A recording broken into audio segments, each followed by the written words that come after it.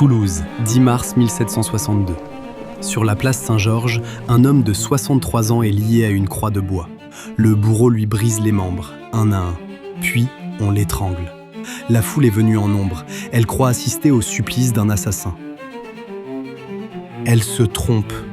Tout ce que l'on croit savoir de l'affaire Calas, le fils martyr, le père fanatique, le grand Voltaire venu réparer l'injustice, n'est que la version des vainqueurs.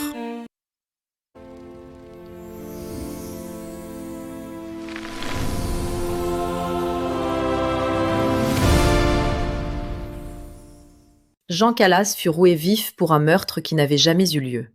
Un détail, à l'échelle de la justice de son temps. Rue des Filatiers, au cœur de Toulouse, Jean Calas tient depuis 40 ans un commerce d'étoffes. Il est protestant, dans une ville qui, chaque année encore, célèbre en procession l'écrasement des siens 2 siècles plus tôt. On le tolère, sans l'aimer. Il a marié ses filles, élevé ses fils et gardé sous son toit une servante catholique, Jeanne Vidière, dévouée à la famille comme à sa messe.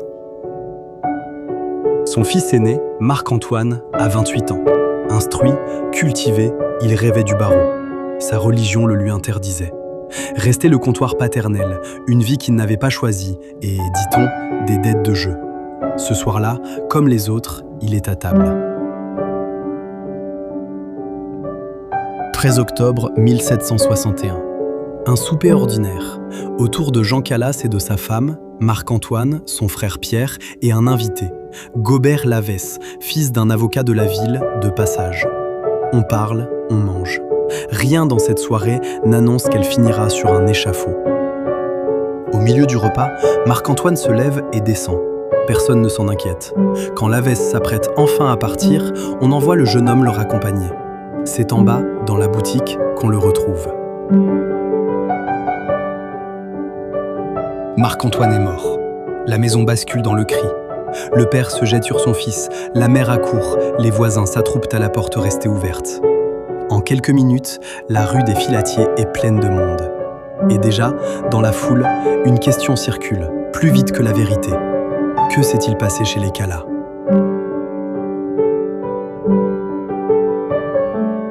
Car la famille, elle, sait déjà ce qu'elle a vu. Et ce qu'elle décide, dans ces quelques minutes, va tout emporter. Marc-Antoine ne fut pas assassiné. Marc-Antoine s'était pendu. Mais en 1761, le corps d'un suicidé n'a pas droit au repos. On le traîne, nu, face contre terre, à travers la ville, avant de le jeter à la voirie. Pour épargner cette infamie à son fils, Jean Calas prit ce soir-là la pire décision de sa vie. Il décrocha le corps, et il choisit de mentir. La famille dirait qu'on avait tué. Pour sauver l'honneur d'un mort, il venait d'inventer un crime. Ce mensonge-là conduirait le père à la roue. Dans la nuit du 13 au 14 octobre, un homme se ferait un chemin dans la foule. David de Baudrigue, capitoul de Toulouse. Magistrat municipal, police et justice réunis dans une même main. Il entre chez les Calas. Il ne cherche pas ce qui s'est passé, il l'a déjà décidé. À peine le seuil franchi, il baptise les lieux « lieux du crime ». En quelques heures, il fait arrêter tout le monde.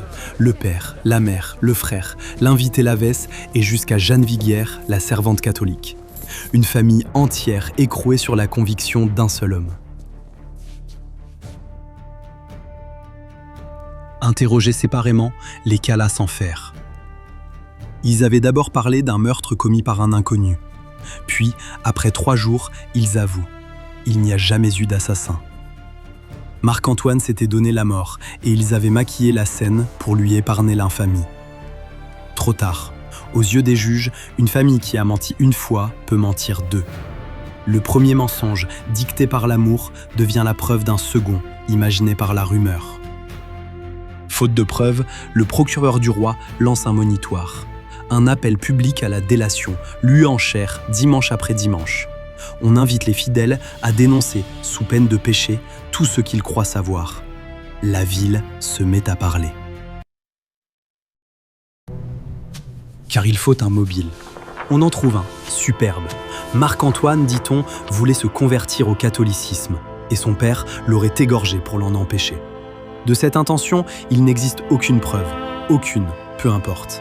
Le 8 novembre, on enterre le jeune protestant en grande pompe, comme un martyr de la foi, escorté par 40 pénitents blancs et une foule immense. On célèbre un converti qui n'a jamais demandé à l'être. Comment condamne-t-on un homme sans corps du délit, sans témoin, sans aveu? Par le calcul. La procédure d'alors tariffe la preuve. Un témoignage direct vaut une preuve pleine. Une preuve peut se composer de fractions. Un ouï-dire, un on-dit entendu d'un tiers compte pour un quart de preuve. Une rumeur plus vague pour un huitième. Le juge additionne ces fragments. Ad minuscule, présomption, indice léger, jusqu'à former, sur le papier, une certitude. Le droit toulousain était d'une grande générosité. 8 commères bien inspirés, et l'on tenait sa preuve entière. Jean Calas, lui, en eut largement de quoi mourir. L'affaire quitte l'hôtel de ville pour le Parlement de Toulouse, la plus haute justice du Languedoc. Là, des magistrats en robe rouge examinent un dossier vide. Pas de témoins, pas d'armes, pas d'aveux. Rien que des présomptions, une rumeur bien nourrie et un accusé dont le seul crime établi est d'avoir menti pour épargner un mort. Les juges délibèrent. Ils hésitent. Et, à la majorité, ils tranchent. Jean Calas mourra sur la roue. On espère encore qu'au pied de l'échafaud, devant la douleur, il avouera et livrera ses complices. Avant de mourir, on le soumet à la question. On veut le nom de ceux qui l'ont aidé. Jean Calas n'en donne aucun. Non par courage, parce qu'il n'y en a pas. Il n'y a pas de complice d'un crime qui n'existe pas. Le 10 mars 1762, on le conduit place Saint-Georges. Le bourreau lui rompt les membres et le laisse à l'agonie, lié à sa croix. 2 heures durant, on le presse encore d'avouer. Il répète qu'il est innocent. Puis, on l'étrangle, on brûle son corps, on disperse ses cendres. De Jean Calas, il ne devait rien rester, pas même une tombe. Un instant, avant la suite. Rassurez-vous, cette chaîne ne publie pas de monitoire et ne vous dénoncera pas en chair si vous restez muet.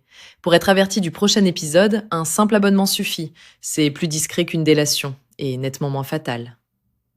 Nous disions donc, Jean Calas était mort. Restait à savoir qui, désormais, s'intéresserait à un huguenot supplicié au fond du Languedoc. À quelques lieues de là, sur les bords du Léman, un vieil homme apprend l'affaire par des marchands de passage. Il a 68 ans, il est la plume la plus célèbre d'Europe, et il s'ennuie. C'est Voltaire. Un fils Calas, échappé au désastre, vient jusqu'à lui raconter la fin de son père. D'abord, Voltaire doute. Et si ce protestant était coupable après tout? Il interroge, recoupe, s'entoure d'avis. Puis, la conviction le saisit et ne le lâchera plus. On a roué un innocent. Reste à le prouver à un royaume qui a déjà refermé le dossier. Ce qu'entreprend alors Voltaire n'a jamais été fait. Il fait venir la veuve à Paris, recrute les meilleurs avocats du barreau, leur fait rédiger des mémoires qu'on s'arrache comme des romans. Il écrit à toute l'Europe, aux rois, aux philosophes, aux banquiers. Il transforme un fait divers du Languedoc en scandale continental. En 1763, il publie le Traité sur la tolérance, à l'occasion de la mort de Jean Calas. Le supplicié de Toulouse y devient le symbole universel de la raison contre le fanatisme.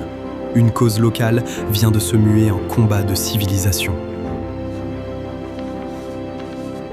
La pression finit par payer. Le Conseil du roi casse l'arrêt de Toulouse, ordonne un nouveau procès et le 9 mars 1765 réhabilite pleinement la mémoire de Jean Calas. Cet arrêt existe, il est consultable. Ne me croyez pas sur parole, cherchez « Arrêt de réhabilitation Calas 1765 » et lisez-le. Mais notez ceci. En ne voyant dans l'affaire que du fanatisme religieux, Voltaire passe en partie à côté du dossier réel. Une erreur judiciaire née d'un système de preuves défaillant et des mensonges d'une famille terrifiée.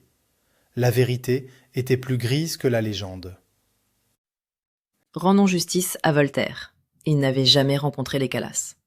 Détail qui ne l'a nullement empêché d'écrire 3 années durant sur ce qu'ils avaient pensé, ressenti et cru. Il sauva la mémoire du père, et s'offrit au passage une statue. 2 causes défendues d'un même geste, la tolérance et lui-même. On aime croire que Calas fut victime d'un autre âge, d'une France médiévale et fanatique. C'est faux, et c'est plus troublant. L'historien Benoît Garneau l'a résumé d'une formule. Cette erreur judiciaire naît de 2 anachronismes simultanés.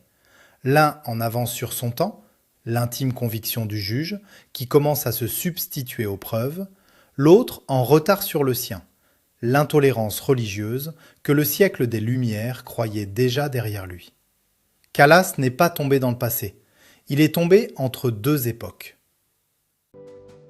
De ce corps brisé, l'histoire tira 2 inventions modernes. La première, l'intellectuel engagé. Avant Voltaire, un écrivain divertissait ou flattait. Après lui, il pouvait accuser un État et gagner. Hugo, Zola, Sartre marcheront dans ses pas. La seconde est plus discrète.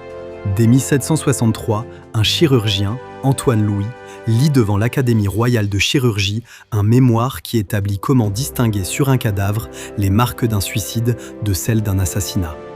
La question même qui aurait dû sauver Jean Calas. C'est l'un des actes de naissance de la médecine légale. Trop tard d'exactement 2 ans. Reste l'homme par qui tout a commencé.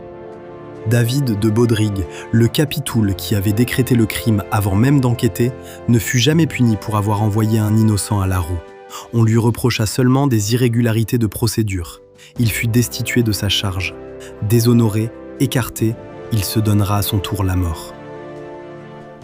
Récapitulons par souci de cohérence. Un fils se donne la mort. On rompt le père sur la roue pour l'en punir. Et le magistrat qui l'y envoya se donnera la mort à son tour. 3 deuils pour un seul suicide. Et par un instant dans tout ce parcours où la justice ait su nommer correctement ce qu'elle avait sous les yeux. Un détail, disions-nous en commençant, à l'échelle de son temps. L'affaire Calas nous rappelle qu'une certitude n'est pas une preuve, qu'une rumeur n'est pas un témoignage et qu'un tribunal n'est pas infaillible. C'est précisément pour cela que la justice moderne préfère les preuves aux convictions. En règle générale, c'est un progrès. Parce que lorsqu'une société cesse de demander « que s'est-il passé ?», pour ne plus demander que « qui voulons-nous condamner ?», la justice a déjà quitté la salle d'audience.